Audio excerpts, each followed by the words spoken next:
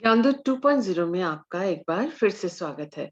आइए आज हम पढ़ते हैं सिंथेटिक पॉलीमर्स के बारे में कुछ और बातें। सिंथेटिक पॉलीमर्स के सीरीज में ये हमारा तीसरा वीडियो है और आज हम जानेंगे कोऑर्डिनेशन पॉलीमराइजेशन, जिगलर-नाटा कैटलिस्ट और स्टेप पॉलीमराइजेशन के बारे में कुछ बातें। इससे पहले हम सिंथेटिक पॉलीमर्स पार्ट 1 और पार्ट 2 में पॉलीमर्स के क्लासिफिकेशन के बारे में और हम जान चुके हैं कैटायनिक पॉलीमराइजेशन, एनायनिक पॉलीमराइजेशन और फ्री रेडिकल पॉलीमराइजेशन के बारे में कुछ जानकारियां।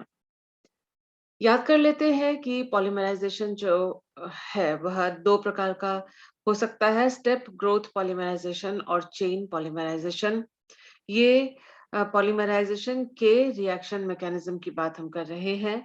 स्टेप ग्रोथ पॉलीमराइजेशन में जो हमें पॉलीमर हर स्टेप में प्राप्त होता है, वह एक कंप्लीट न्यूट्रल मॉलिक्यूल होता है और उसके साथ जैसे-जैसे मोनोमर ऐड होता जाता है, वैसे-वैसे पॉलीमर की चेन लेंथ बढ़ती चली जाती है। ये 2 प्रकार का होता है, एडिशन पॉलीमराइजेशन और कंडेंसेशन पॉलीमराइजेशन।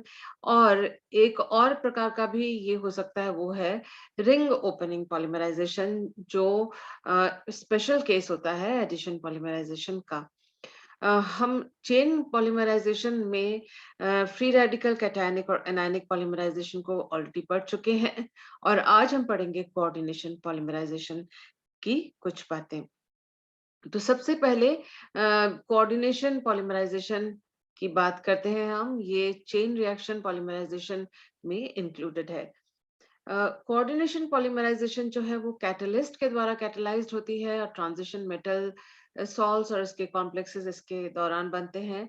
क्योंकि हमारे कोर्स में जिगलर नाटा पॉलीमराइजेशन है या जिगलर नाटा कैटलिस्ट है, उसके द्वारा पॉलीमराइजेशन है, तो हम उसके बारे में ही बात करते हैं, उसके संदर्भ में ही बात करना चाहेंगे। जिगलर नाटा पॉलीमराइजेशन दो प्रकार से हो सकता है। ये कोऑर्डिनेशन पॉलीमराइजेशन है और ये हेट्रोजीनियस या होमोजीनियस दोनों प्रकार के हो सकते हैं। जैसा कि नाम से ही समझ में आता है, हेट्रोजीनियस जिगलर नाटा पॉलीमराइजेशन का अर्थ ये है कि जो मेटल कैटलिस्ट है उसको एक सॉलिड फेज में एम्बेड किया जाता है या फिक्स कर दिया जाता है और ऐसे में ये जिगलर नाटा जो कैटलिस्ट होता है वो सॉल्युबल नहीं होता है, सॉल्यूशन में नहीं आता है।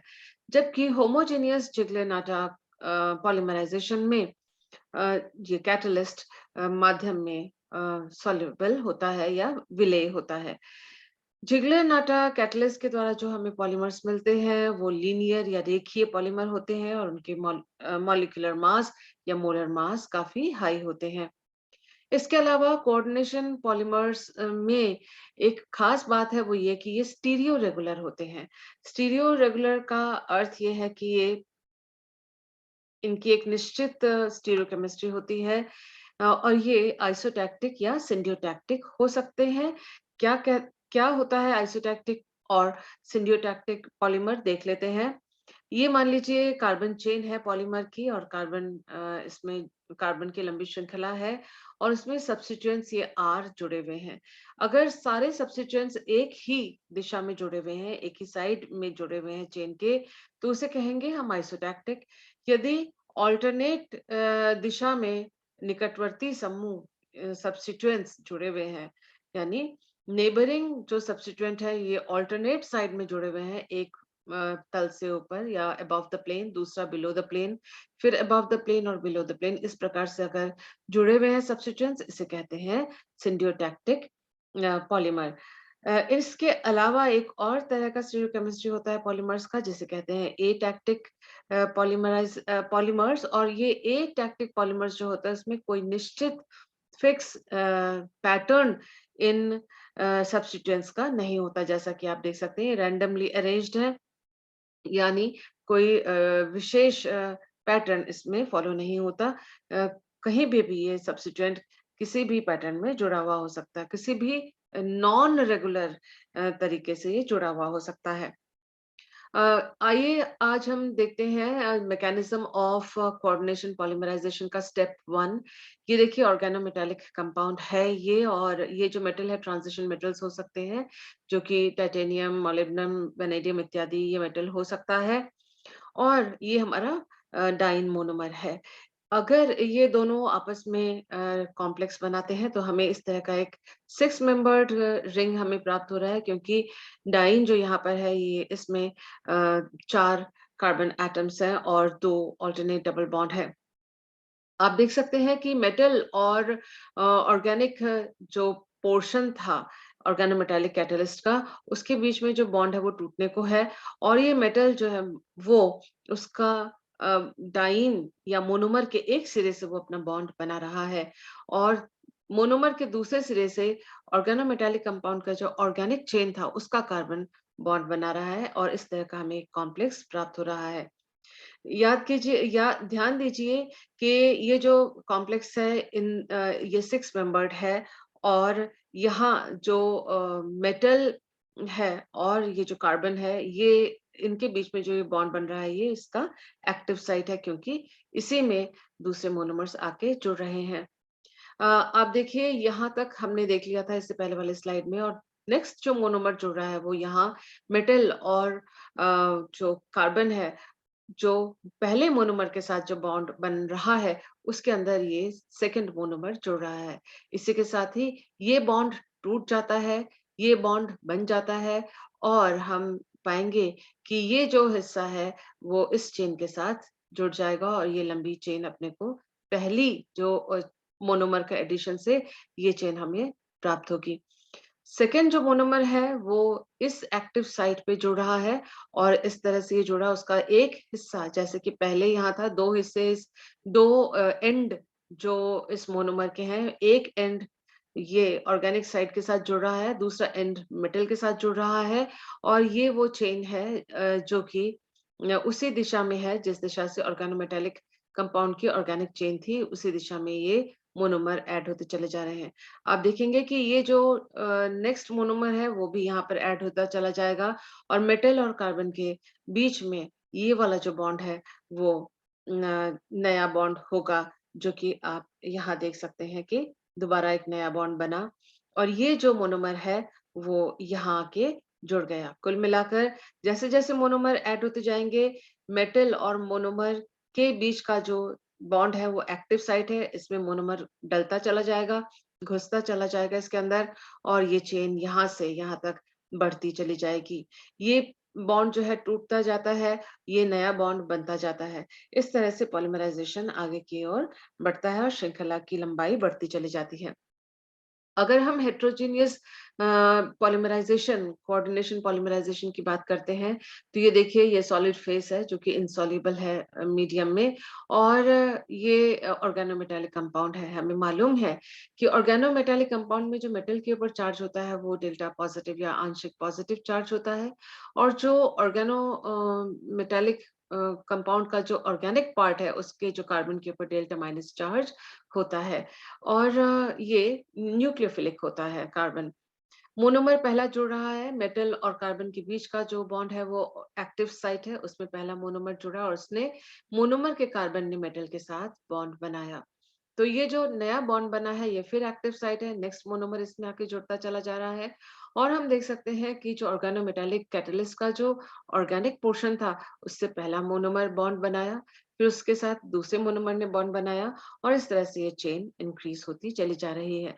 ये सिस्टम ठीक वैसे ही है जैसे कि होमोजेनियस कैटलिस्ट में हमने देखा था।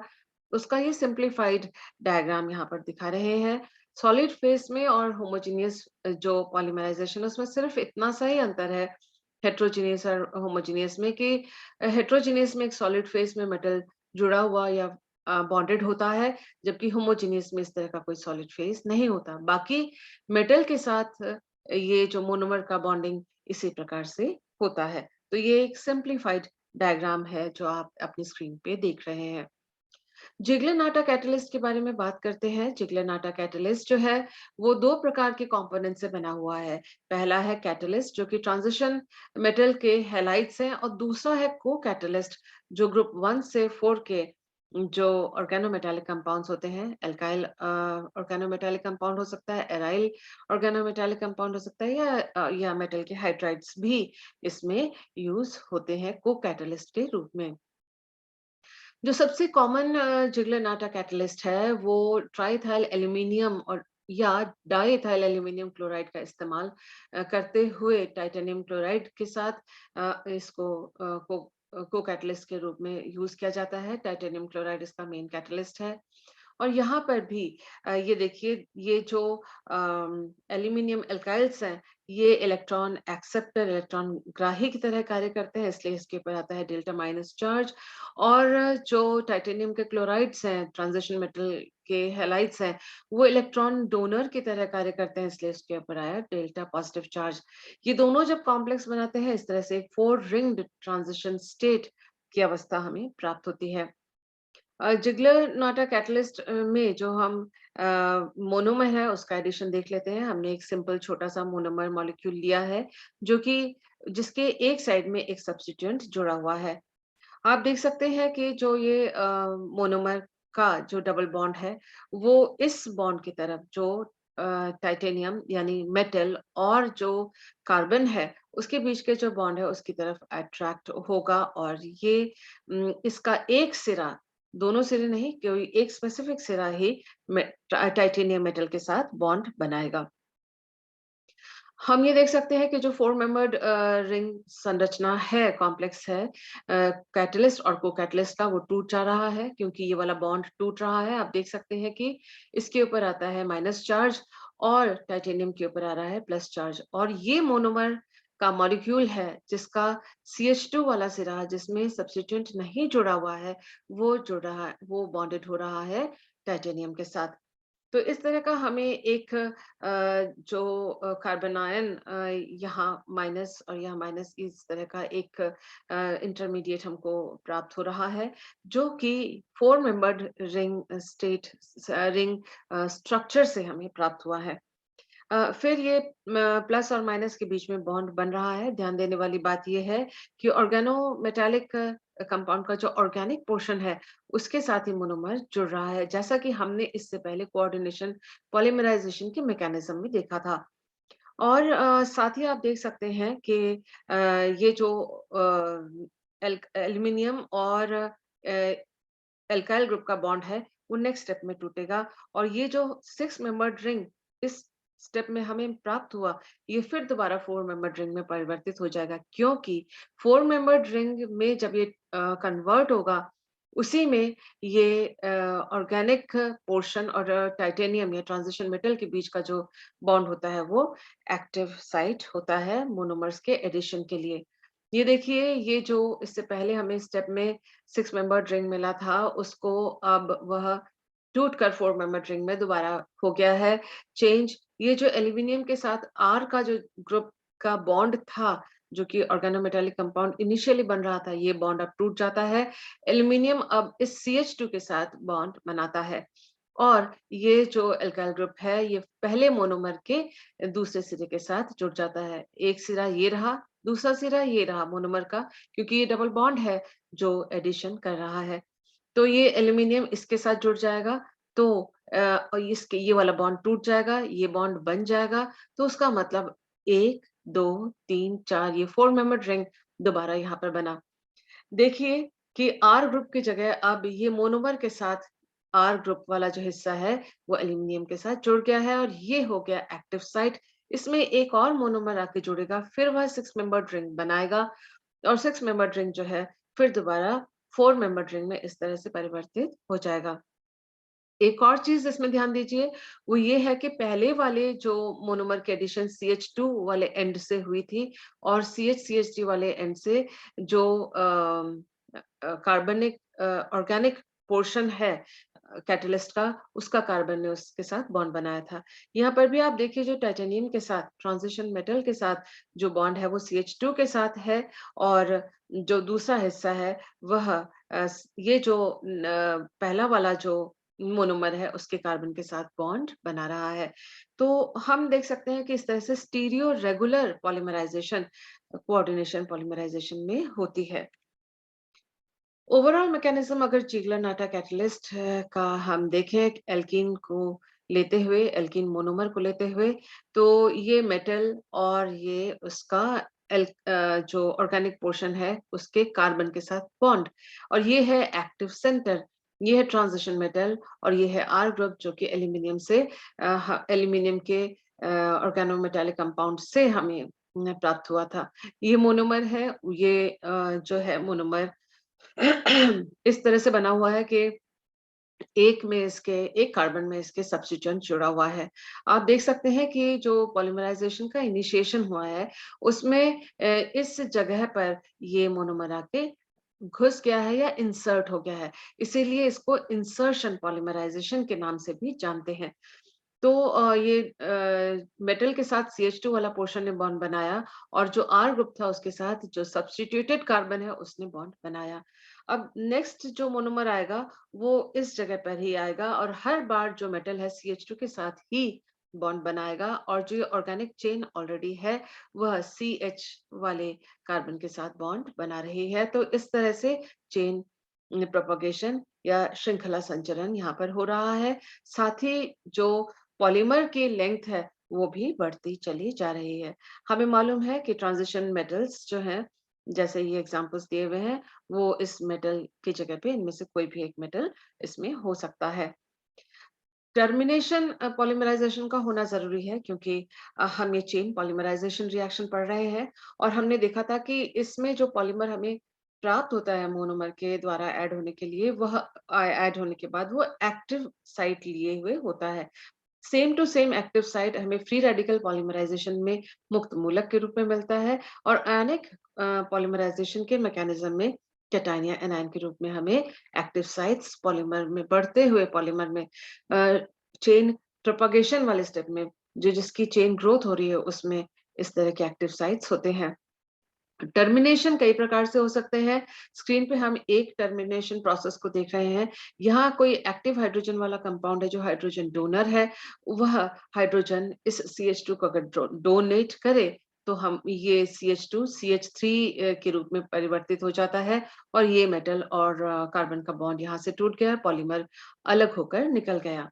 साथ ही आप देख सकते हैं जो R प्राइम है, वो मेटल के साथ जुड़ गया, तो इस तरह से एक ये बाय प्रोडक्ट हमें प्राप्त हुआ और ये पॉलीमर चेन प्राप्त हुआ। आइए देख लेते हैं कि कौन से और प्रकार से टर्मिनेशन हो सकता है कोऑर्डिनेशन पॉलीमराइज़ेशन में।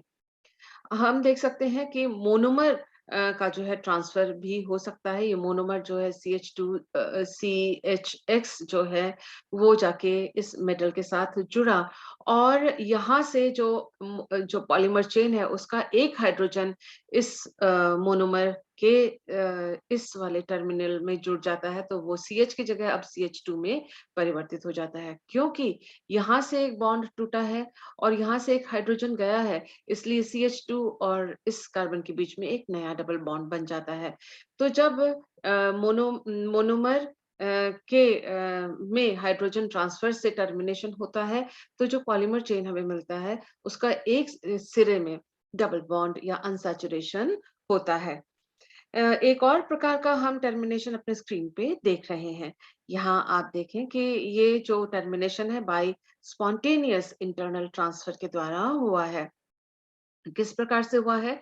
इंटरनल ट्रांसफर यानी यहाँ जो ये पॉलीमेरिक चेन है, उसमें से एक हाइड्रोजन जो हाइड्रोजन यहाँ पर भी ट्रांसफर हुआ था, वही हाइड्रोजन यहाँ पर इस मेटल को जाके मेटल हाइड्राइड बना देता है और क्योंकि ये वाला बॉन्ड भी टूटा है, ये हाइड्रोजन भी गया है, इसलिए इस कार्बन और इस कार्बन के बीच में एक नया डबल बॉन्ड बनता है। तो ये हमें पॉलीमेरिक चेन फ्री हो गया मेटल से, लेकिन उसके एक सिरे में डबल बॉन्ड है, जैसा कि यहाँ पर भी हुआ था। तो ये कुछ प्रकार हैं जिसके द्वारा टर्मिनेशन हो सकता है। आइए अब हम बात करते हैं स्टेप पॉलीमराइजेशन की। जैसा कि आपको पहले ही इस वीडियो की स्टार्टिंग में ही बता दिया था कि जो स्टेप ग्रोथ पॉलीमराइजेशन है वो एडिशन के द्वारा हो सकती है, कंडेंसेशन के द्वारा हो सकती है और हर बार एक मोनोमर जुड़ता है और जो पॉलीमरिक मॉलिक्यूल धीरे-धीरे ग्रो करता हुआ हमें मिलेगा उसमें एक्टिव साइट जो है होते हुए भी पॉलीमर जो है वो उतना एक्टिवेटेड नहीं होता जैसा कि हमने चेन पॉलीमराइजेशन रिएक्शन में देखा था। इसमें क्रियात्मक समूह होते हैं और उस क्रियात्मक समूह को अगर नया मोनोमर रिएक्ट करने को मिलता है, तब जाके वह पॉलीमराइजेशन को फर्दर या चेन लेंथ को फर्दर बढ़ाता है। अगर हमें उस पॉलीमर को नया फंक्शनल ग्रुप नहीं मिला रिएक्ट करने को, तो उसमें कोई चेंज नहीं आता। वो जैसे जितना लेंथ है उतने ही लेंथ का वो पड़ा हुआ रहता है सॉल्यूशन में या सिस्टम में। The monomers are added one by one in step. तो हर मोनोमर एक-एक करके ऐड होता है और डाइमर हमें पहले प्राप्त होगा, फिर ट्राइमर प्राप्त होगा, टेट्रामर प्राप्त होगा। अगर मोनोमर और आगे हैं सिस्टम में और रिएक्शन हो सकती है, तब जाके हमें लंबी चेन पॉलीमर की प्राप्त होगी। इसका जो प्रोसेस है वो चेन पॉलीमराइजेशन रिएक्शन से स्लो प्रोसेस है। एग्जांपल्स हैं पॉलिएस्टर, पॉलीयूरेथेन इत्यादि। तो स्टेप पॉलीमराइजेशन के जो रिएक्शन है, कंडेंसेशन स्टेप पॉलीमराइजेशन हो सकता है, एडिशन पॉलीमराइजेशन। ये दो जो है मुख्य मेन प्रोसेसेस या मेन मैकेनिज्म है स्टेप पॉलीमराइजेशन के। लेकिन इसके अलावा रिंग ओपनिंग पॉलीमराइजेशन के द्वारा भी स्टेप पॉलीमराइजेशन होता है, जैसा कि हम कैप्रोलैक्टम के पॉलीमराइजेशन में देखेंगे, जो कि एक फेमस एग्जाम्पल है। पॉली कंडेंसेशन की बात करें, कंडेंसेशन पॉलीमराइजेशन को पहले हम टेकअप करते हैं। तो इसमें मोनोमर इस प्रकार से होते हैं कि उसमें 2 या 2 से अधिक रिएक्टिव क्रियात्मक समूह या फंक्शनल ग्रुप्स होते हैं। और पॉलीमराइजेशन स्टेप बाय स्टेप होता है और इसको हम इस प्रकार से 2 प्रकार से प्रदर्शित कर सकते हैं। ए जो है वो फंक्शनल ग्रुप है, दोनों सिरों में एक मॉलिक्यूल के या एक मोनोमर के वो फंक्शनल ग्रुप लगा हुआ है, या दूसरा मोनोमर है जिसमें दूसरा फंक्शनल ग्रुप बी लगा हुआ है, या आपस में रिएक्ट करते हैं तो नया फंक्शनल ग्रुप ए बी जो चिपका हुआ है, स्टक है एक दूसरे के साथ, वो एक नया क्रियात्मक समूह प्राप्त होता है। और एक सिरे में ए होगा फंक्शनल ग्रुप और दूसरे सिरे में दूसरा फंक्शनल ग्रुप बी रखा हुआ होगा या जुड़ा हुआ होगा। इसके साथ ही एक छोटा बाय प्रोडक्ट भी इसके साथ इस कंडेंसेशन रिएक्शन में मिलता है। ये मिथेनॉल हो सकता है, वाटर हो सकता है, अमोनिया हो सकता है। इस तरह के छोटे मॉलिक्यूल्स इसमें होते हैं। अ, ये जो मोनोमर्स हैं, अलग-अलग फंक्शनल ग्रुप अलग-अलग मॉलिक्यूल में हैं, लेकिन कई बार ऐसे भी हमको मोनोमर्स प्राप्त होते हैं या मोनोमर्स हमारे पास होते हैं जिसके द्वारा पॉली कंडेंसेशन हो सकता है, जिसमें दोनों फंक्शनल ग्रुप एक ही मोनोमर में हो। तो ये ए, बी जो मोनोमर है, उसके जो 2 फंक्शनल ग्रुप है, इसको हम लिखकर अगर समझना चाहें तो बार-बार ए, बी, फिर ए, बी, फिर ए, बी लिखेंगे और हम उन दोनों ए और एक मोनोमर का ए और दूसरे मोनोमर के बी के बीच में रिएक्शन होके यही फंक्शनल ग्रुप मिलेगा जो हमें आगे इससे पहले देखा है हमने, और एक बाय प्रोडक्ट भी इसके साथ मिलेगा। हम दोनों तरह के एग्जांपल्स आने वाले स्लाइड्स में देखने वाले हैं। अ, सबसे पहला एग्जांपल देखते हैं एथिलीन ग्लाइकोल और एडिपिक एसिड का। ये एथिलीन ग्लाइकोल है, ये मोनोमर है, इसके 2 फंक्शनल ग्रुप्स हैं, OH और OH। इसी तरह से जो एडिपिक एसिड है, इसके 2 फंक्शनल ग्रुप्स हैं, वो है COOH और COOH। ये दोनों आपस में जुड़ते हैं। आप देख सकते हैं कि हम इसको इस प्रकार से लिखें तो ज़्यादा बेहतर समझ में आएगा। और OH का यहाँ पर हाइड्रोजन और इसका OH, ये दोनों निकल जाते हैं, तो वाटर मॉलिक्यूल इसमें से दोनों मॉलिक्यूल के जुड़ने से निकल जाता है। और साथ ही जो नया फंक्शनल ग्रुप बना है वो है एस्टर, क्योंकि कार्बोक्सिलिक एसिड और अल्कोहलिक फंक्शन के बीच रिएक्शन होके एस्टर फंक्शन बनता है। इसी तरह से हमने यहाँ ग्लाइकॉल को और फिर एडिपिक एसिड, फिर ग्लाइकॉल और फिर एडिपिक एसिड, इस तरह से ऑल्टरनेट हम लिखते चले जाएं। और तो देखें उसमें से वाटर मॉलिक्यूल्स अगर निकाल लेते हैं, हम निकालते चले जाते हैं, तो हमें एक लंबा सा पॉलिएस्टर मॉलिक्यूल मिलेगा, क्योंकि बार-बार जहाँ-जहाँ COOH और OH के बीच में रिएक्शन हो रही है, वहीं-वहीं एस्टर ग्रुप बन रहा है। और ये जो पोर्शन है स्क्वायर ब्रैकेट में, ये बार-बार रिपीट होगा, इसलिए इसको स्क्वायर ब्रैकेट में डाल के N लिखा जा रहा है। एक सिरे में OH होगा और दूसरे सिरे में COO ग्रुप जो होगा इस पॉलीमर का आएगा। और कंडेंसेशन के द्वारा, क्योंकि बार-बार वाटर मॉलिक्यूल निकल रहा है, तो 2n-1 वाटर मॉलिक्यूल इसमें से निकल कर बाहर आ जाएगा इस कंडेंसेशन रिएक्शन में।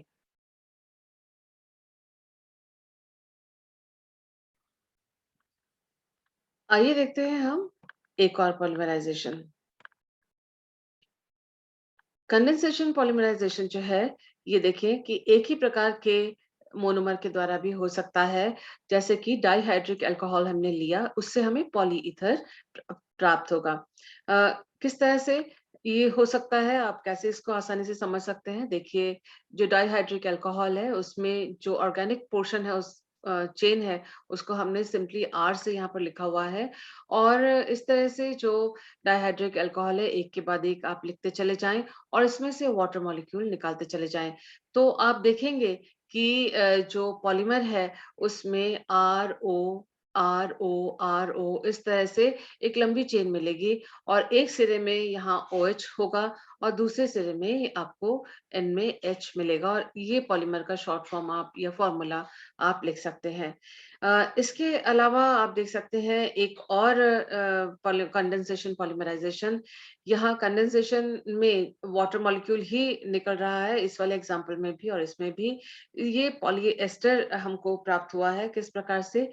जैसा कि हमने स्टार्टिंग में देखा था एडिपिक एसिड और ग्लाइकॉल का जो एग्जांपल देखा था, उसको हमने यहाँ पर आर और आर प्राइम लगा के शॉर्ट फॉर्म में एक इसका फॉर्मूला बना के आपको दिखाया हुआ है। तो ये जो एडिपिक एसिड की जगह आप कोई भी यहाँ पर चेन हो सकता है। यहाँ पर जो ग्लाइकॉल है, इथिलीन ग्लाइकॉल, उसकी जगह कोई भी आर ग्रुप इसके अंदर हो सकता है। इनको आप इस प्रकार से ऑल्टरनेट लिखें, वाटर मॉलिक्यूल इसमें से निकालें और अल्कोहल और एसिड फंक्शन के बीच में रिएक्शन होने से एस्टर प्राप्त होता है। तो पॉलीएस्टर को आप इस प्रकार से लिख सकते हैं। आप देख सकते हैं कि हमने लिखा है एन डायोल और ये एन डाइकार्बोक्सिलिक एसिड और जिससे कि हमें यहाँ पॉलीएस्टर मिला, क्योंकि ये एस्टर बहुत सारे एस्टर फंक्शंस इसके अंदर हैं, तो ये पॉलीएस्टर कहलाएगा। नेक्स्ट रिएक्शन देखते हैं हम कि ये देखिए 2 अलग-अलग प्रकार के मोनोमर हमने लिए हैं, जो हमने बताया था आपको कि एक ए फंक्शन वाला होगा, एक बी फंक्शन वाला होगा। तो देखिए एक फंक्शनल ग्रुप है COOH और दूसरा फंक्शनल ग्रुप जो है वो NH2 है। और इस तरह से जो डाइएमाइड्स हमें पॉलीएमाइड्स हमें प्राप्त होते हैं डायमीन और डाइकार्बोक्सिलिक एसिड से, उनको हम कहते हैं नायलॉन्स। इसके बारे में हम थोड़ा-सा और पढ़ेंगे। आप देखिए कि ये COOH फिर NH2 वाला डायमीन वाला फ़ॉर्मूला लिखें, फिर आप डाइकार्बोक्सिलिक एसिड लिखें, फिर डायमीन को लिखें, फिर डाइकार्बोक्सिलिक एसिड और फिर डायमीन को प्लस करते हुए लिखते चले जाएँ। ये वैसे ही लिखें जैसे इससे पहले वाले स्लाइड में मैंने आपको लिख के बताया था। आप खुद इसको ट्राई करें और आप उनमें से जो है OH और कार्बोक्सिलिक एसिड से और एमीन से H निकालें, तो आप वाटर मॉलिक्यूल को निष्कासित करेंगे या निकाल देंगे और you will get amide function. Amide function जो है वो 2 मोनोमर्स को जोड़ेगा। तो इसी तरह से अल्टरनेट हम लिखते चले जाएँगे और एक हमें लंबी चेन मिलेगी एमाइड की और उसका जो जनरल फ़ॉर्मूला होगा वो इस प्रकार से होगा। उसके एक सिरे में OH और दूसरे सिरे में NH से ये पॉलीमर एंड होगा। आइए देख लेते हैं कि एक और एग्जाम्पल जिसमें ये देखिए पॉलिएस्टर यहाँ पर बन रहा है, लेकिन पॉलिएस्टर यहाँ पर डायोल और मिथाइल एस्टर डाई एस्टर से हमें यहाँ प्राप्त हो रहा है। तो डाइएस्टर और इनके बीच में अगर हम रिएक्शन करवाएं, अब तक हमने देखा था कि वाटर मॉलिक्यूल निकल रहा है जब अल्कोहल और एसिड के बीच में रिएक्शन हुआ है। यहाँ पर अल्कोहल और एसिड फंक्शन के बीच में जहाँ रिएक्शन हो रही है, तो यहाँ मेथनॉल का छोटा मॉलिक्यूल इसमें से निकल के बाहर आ रहा है। तो ये भी एक कंडेंसेशन या संघनन अभिक्रिया है और आप देख सकते हैं कि जो डायोल है और फिर डाइएस्टर, फिर डायोल, फिर डाइएस्टर, फिर डायोल और फिर डाइएस्टर ऑल्टरनेट आप प्लस करते हुए लिखते चले जाएँ। उनके बीच में से CH3OH निकालें और फिर आपको ये देखिए OCH3 यहाँ से और यहाँ से हाइड्रोजन इसको बार-बार निकालते चले जाएँ, तो आपको ये पॉलीएस्टर की एक लंबी श्रृंखला प्राप्त होगी। तो यहाँ देखें कि 2 फंक्शनल ग्रुप्स जो हैं वो अलग-अलग मोनोमर्स में, अलग-अलग मॉलिक्यूल्स में ये हैं। एमिनो एसिड्स भी सेल्फ कंडेंसेशन करते हैं। देखिए इसमें दोनों फंक्शनल ग्रुप एक ही मॉलिक्यूल के अंदर हैं और हम एमिनो एसिड्स को बार-बार रिपीट करके लिखते चले जाएँ और उसमें से अगर हम इस प्रकार से वाटर निकालें तो हमें पॉलीएमाइड प्राप्त होगा, जिसका जो फंक्शन है वो इस प्रकार से होगा। अगर आपको देखने में थोड़ा-सा अजीब लग रहा है तो आप देखिए NHRCO के बाद फिर होगा NH, यानी CO के बाद आएगा NH और फिर RCONH। तो CONH क्या है? एमाइड है। तो ये एमाइड जो पॉलीएमाइड बना है उसको हम इस प्रकार से लिख सकते हैं, क्योंकि हमने यहाँ पर एमिनो एसिड्स का इस्तेमाल किया हुआ है। तो जनरल फॉर्मूला हम इस प्रकार से लिखेंगे, एक साइड जो है NH में होगा, दूसरी साइड COOH में खत्म होगा। इसीलिए इस पॉलीमर को इस प्रकार से लिखा गया है। यहाँ पर भी जो छोटा मॉलिक्यूल कंडेंसेशन के कारण निकल कर आ रहा है वो वाटर मॉलिक्यूल है। इसके अलावा हम जैसे कि हमने यहाँ देखा कि ए और बी फंक्शन, 2 अलग-अलग तरह के फंक्शन एक ही मोनोमर मॉलिक्यूल में है। इसी तरह से ये 2 फंक्शन, 2 अलग-अलग फंक्शन एक ही मोनोमर में होने का ये नेक्स्ट एग्जांपल हमारी स्क्रीन पे है। यहाँ पर OH और COOH जो है एक ही मॉलिक्यूल में है और इसी मॉलिक्यूल को बार-बार इसी क्रम, इसी दिशा में अगर आप लिखते चले जाएँगे, तो इसमें से भी वाटर मॉलिक्यूल निकलेगा।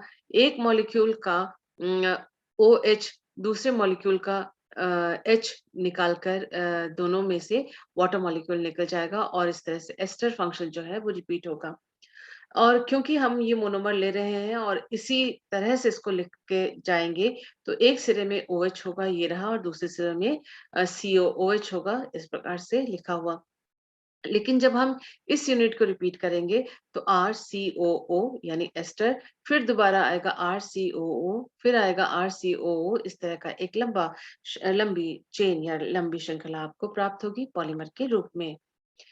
अब हम आते हैं पॉली एडिशन, पॉलीमराइज़ेशन के बारे में कुछ जानकारी प्राप्त करने। ये भी स्टेप बाय स्टेप एडिशन के द्वारा होता है और इस पॉलीमराइज़ेशन रिएक्शन का एक्टिवेशन एनर्जी या सक्रियण ऊर्जा अधिक होती है।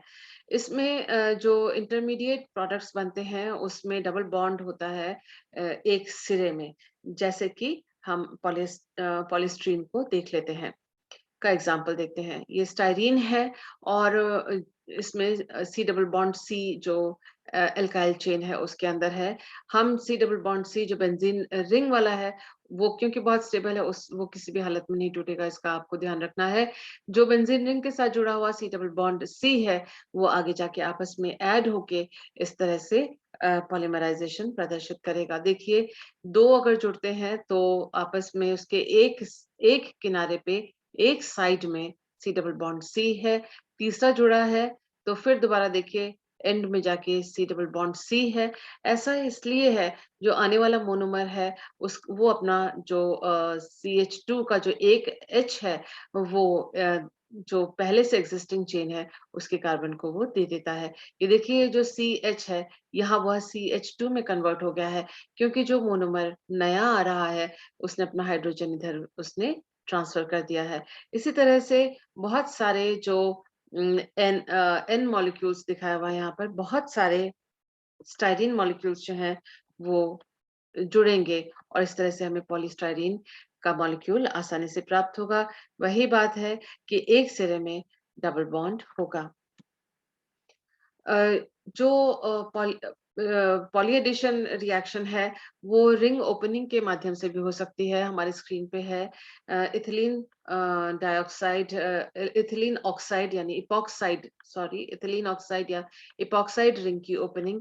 ये किस प्रकार से हुई है, देखिए बेस के द्वारा ये रिंग ओपन होता है और एक सिरे में ऑक्सीजन, क्योंकि इलेक्ट्रॉन रिच है, उसके साथ Na+ जुड़ जाता है और ये CH2 इलेक्ट्रॉन न्यून है, उसके साथ OCH3 यानी इथॉक्साइड आयन जो बेस है वो जुड़ जाता है। तो यहाँ पर आप देख सकते हैं ONA जो जुड़ा हुआ है, उसके बाद CH2 ये रहा CH2 और इस CH2 के साथ OCH3 यहाँ पर जुड़ा हुआ है। ये हुआ पॉलीमराइजेशन स्टार्ट। और प्रोपागेशन कैसे होगा, एक और जब इसमें इथिलीन ऑक्साइड या इपॉक्साइड मॉलिक्यूल जब इसके साथ जुड़ जाएगा तो। अब इसमें आप देखिए जो OCH3 का हिस्सा था वो अब इस वाले हिस्से का काम होगा, Na+ का काम जो यहाँ था वही यहाँ पर होगा, यानी Na+ जो है हर हालत में ONA के साथ जुड़ जाएगा। ये रिंग जो है यहाँ से टूट रही है और फिर आप देख सकते हैं कि O के साथ Na+ और CH2 के साथ O- की ये चेन जो है वो जुड़ जाएगी। तो आप देख सकते हैं कि ONA ये बना, उसके बाद ये दोनों CH2 यहाँ रहे और इस CH2 के साथ ये वाला पोर्शन वही है जो यहाँ पर जो ऑर्गेनिक पोर्शन था वो इस तरह से जुड़ा। इसी प्रकार से और भी बहुत सारे इथॉक्साइड आयन्स आते चले जाएँगे। इप सॉरी इपॉक्साइड रिंग आता चला जाएगा और इपॉक्साइड रिंग जो है बार-बार चेन खुलता चला जाएगा और ये जो श्रृंखला है वो बढ़ती चली जाएगी। तो इस प्रकार से इस पॉलीमराइज़ेशन का प्रोपेगेशन यानी श्रृंखला संचरण या फिर श्रृंखला का बढ़ना इस प्रकार से होता है। अब देखते हैं कि टर्मिनेशन किस प्रकार से हुआ। टर्मिनेशन के लिए कोई प्रोटॉन डोनर दिया जाता है, जैसे HCl यहाँ पर लिया है हमने और ये जो प्रोटॉन डोनर का जो प्रोटॉन है, वो ज़ाहिर-सी बात है O- के साथ जाके जुड़ेगा और ये जो सोडियम है, वह Cl को लेकर अलग हो जाएगा। तो इस प्रकार से जो इपॉक्साइड का रिंग ओपनिंग हुआ और पॉलीमराइज़ेशन हुआ और हमें टर्मिनेशन के द्वारा हमें न्यूट्रल पॉलीमर यहाँ पर प्राप्त हो गया। पॉलीमराइजेशन ऑफ कैप्रोलैक्टम भी एक इम्पोर्टेंट केस है पॉलीमराइजेशन का, जो रिंग ओपनिंग के द्वारा होता है और इससे हमें नायलॉन 6 प्राप्त होता है। नायलॉन जो है हमें कैप्रोलैक्टम के अलावा दूसरे प्रकार से जो हम पॉलीएमाइड फॉर्मेशन देख रहे थे उसके द्वारा भी प्राप्त होता है। नायलॉन 6 इसलिए कहा जाता है कि इसमें कुल कार्बन जो है वो 6 कार्बन एटम्स होते हैं। 1, 2, 3, 4, 5 एंड 6 कार्बन एटम होने की वजह से इसको नायलॉन 6 कहा जाता है।